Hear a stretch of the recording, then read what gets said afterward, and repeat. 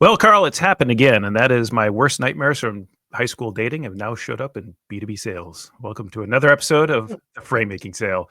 Karl, this week I want to talk a little bit about ghosting, and ghosting is an issue that's come up in a number of calls that we've had recently. The challenge with ghosting is you just for those who may not know the term is just what do you do when your customer just disappears on you, right? So whether it's a prospect in the middle of a deal and they just stop responding to your emails or phone calls or Zoom invites or whatever it might be, or maybe it's an existing customer, just, like, it's like, I thought it's like, what happened? I thought we had something, right? Where they say your customer essentially black holes on you is the term that we used to use for this back in the day, right?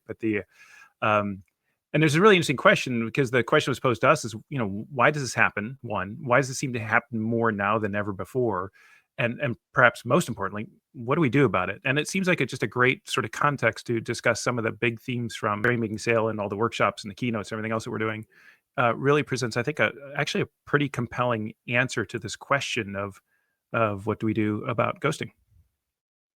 Absolutely. And to get started, I think it's important to get into the nature of the problem and how it's sort of evolved over time. Because I think back, and this goes back quite a ways, when customers started to be able to do research on their own. They no longer needed to turn to the seller for all the information about a potential solution. And I'll never forget when years ago we did the research that resulted in the discovery that the average B2B customer was well over halfway through their buying process before they contacted sales at all.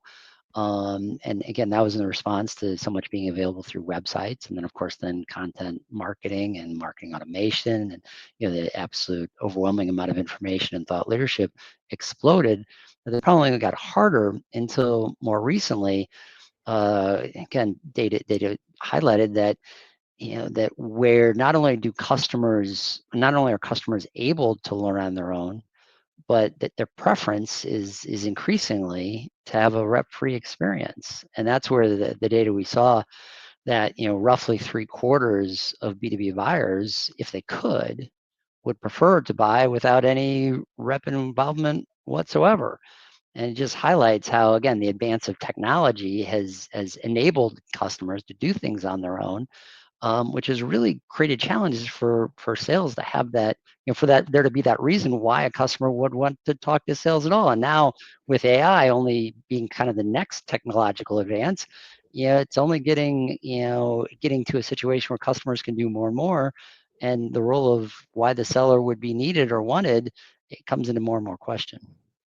It's interesting, Carl. So I've taken versions of that data that the team at Gartner generated back when I was there around the world with heads of sales. And when we first did, it was 43%, and next year was 71, 75%. Gartner team just published a 61% number. One way or another, a large, in fact, now majority apparently from the data of customers would prefer to engage in even a complex purchase, B2B purchase, without ever talking to a sales rep at all. And so there's these big debates we have around, well, why don't they want to, they don't need to talk to people because they can do all this on their own.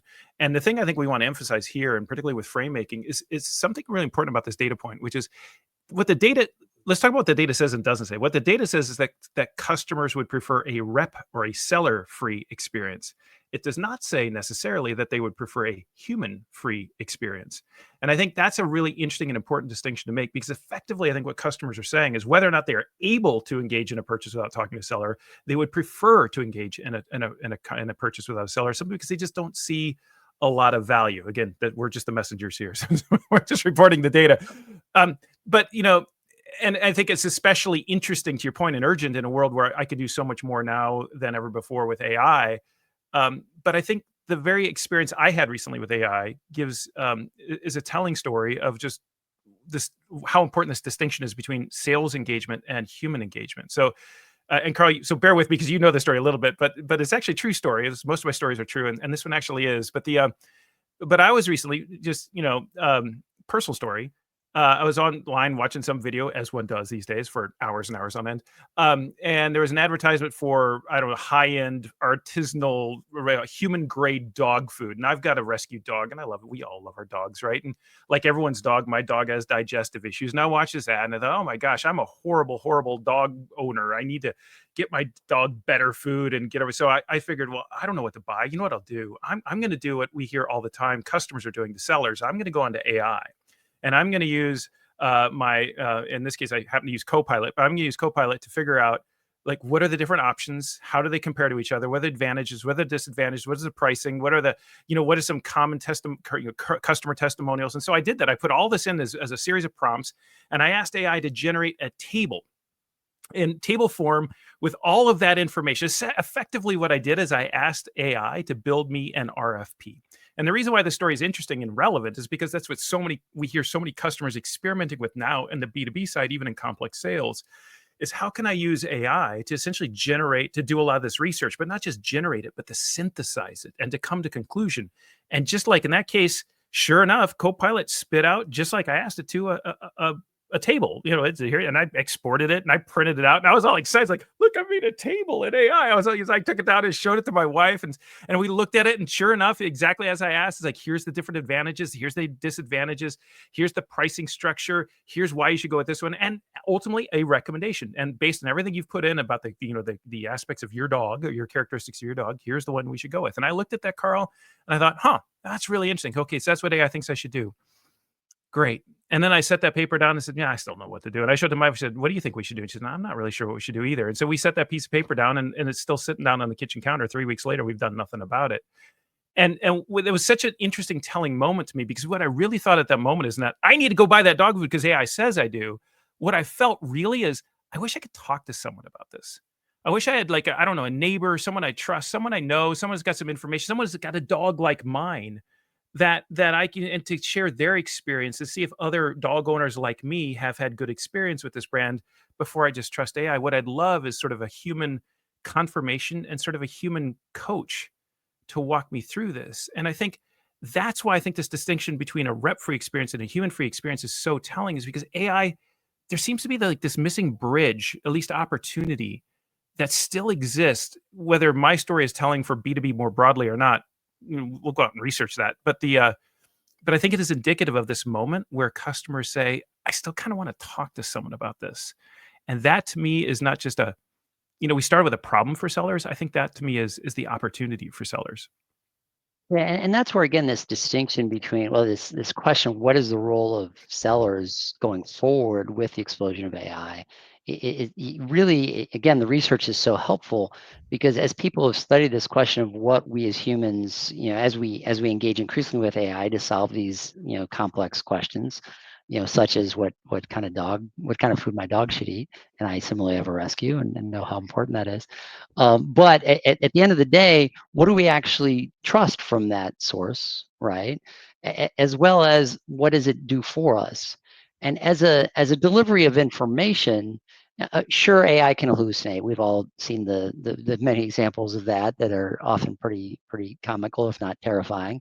But those cases, all illustrate how we ultimately are increasingly trusting the information that's provided by AI, but it isn't creating that type of decision confidence in us that is so necessary, because we may trust it's the best thing that AI can present, but the answer that it may spit out at the end, especially if it's something where you actually give it a prompt where you're looking for a specific answer, then that's the place where we hold these algorithms or any of these types of solutions to a remarkably high standard. And that's where the research is really fascinating, because if it's just a matter of, hey, give me the list of the 6 restaurants near me that have good Italian food in order of the ratings on Yelp or whatever, we're going to trust that response every time, right?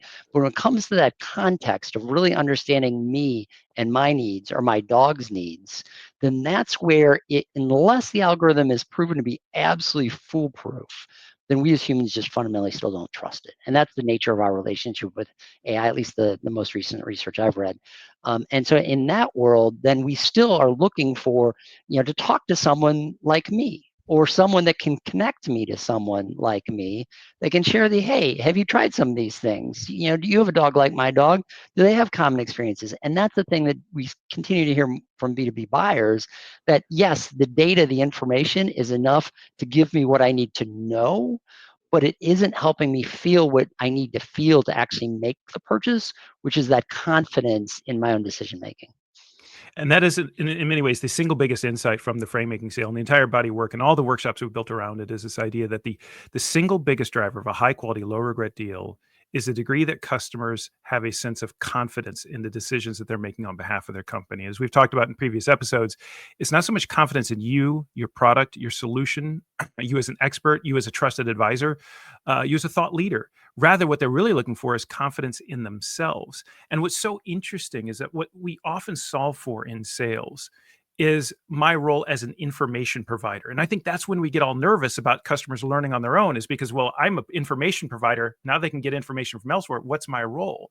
But what if, to your point, in sales, we think of our role and our opportunity not so much as conveying information, but generating a feeling, generating a sense of confidence. And that's where then the role completely shifts, or at least shifts dramatically, from conveying information to helping you, for example, make sense of information, from helping you think through, not just telling you sort of what should keep you up at night, but how to think about that relative to other priorities. And so we break this down in the book across a range of dimensions, or dimensions of confidence, and we spend a lot of time talking about, like, what do we do about it. But if we go all the way back to this question of, like, if 75% of customers prefer a rep-free experience, the thing that really is driving us right now, Karl and I, is this question of what would it take to be the one seller, the one sales team that customers actually do want to talk to. And everything in our research, everything in our data, everything in the book, and everything we're doing right now kind of comes to the same conclusion, revolves around the same conclusion: is if we want to be the one seller that customers actually do want to talk to, then we should focus not so much on what we want our customers to know, but what we want our customers to feel, and specifically confidence, not just in us, but more importantly, confidence in themselves. And that's, this whole journey is about what that means, how to do it, and how to win when we do it.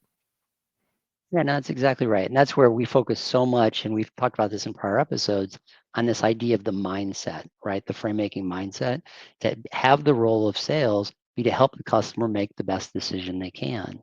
And if the customer appreciates that, yes, if I talk to the seller, even if they may not have the specific answer or have done this personally themselves as a customer, that ability to be a connector, to relate me to someone like me, to get that sense of, other people have done this and been successful, and it's worked out well for their company, and it's worked out well for them individually, professionally, and personally.